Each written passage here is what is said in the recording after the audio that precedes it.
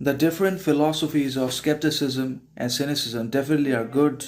productive, healthy, righteous in their own rights because they were created, forwarded, and initiated by different philosophers of different traditions belonging to different schools and times and periods, in accordance with which they were forced or they were made to create these philosophies because of their own life's struggles, sufferings, betrayals, miseries, traumas, tragedies, and all the other bad things that they have had, that they literally had to run through, and the fires they had to cross over, as a result of which they came up with the philosophies of cynicism and skepticism, considering that not everyone is good or that everyone is generally selfish and dishonest and concerned only with the fulfillment of their means, ambitions, actualization of their ends, purposes, after which they vanish. They become self obsessed, self centric, addicted to many other things, and forget the ones that are necessary, fundamental, and righteous. So that could be the case. But when it comes to international politics and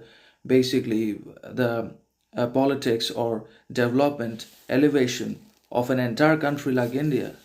to transcendence, to an entirely new and next level, then we just cannot have skeptics and cynics controlling the place. We just cannot have people that always believe in and that also always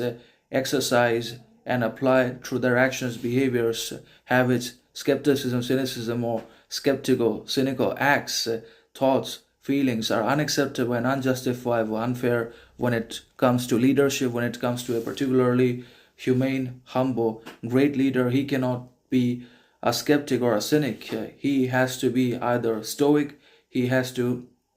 believe in the philosophies of different horizons that push development and elevation to an entirely next level. Because the more we doubt, the more we become skeptical and cynical, the more we lose the possibility of happiness, prosperity, significance, distinction in our lives, the more will we run out of the successful acquisition and exercise of humility, kindness, character, compassion, and happiness, contentment. The more we give in to the doubtful and critical, complex, difficult, and painful philosophies of skepticism and cynicism, because self doubt is definitely good.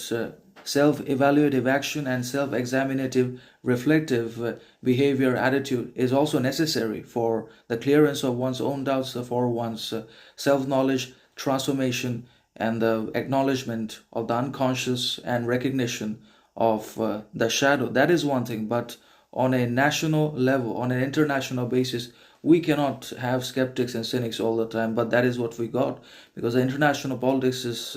dominated by irresponsible, incompetent politics and skeptics and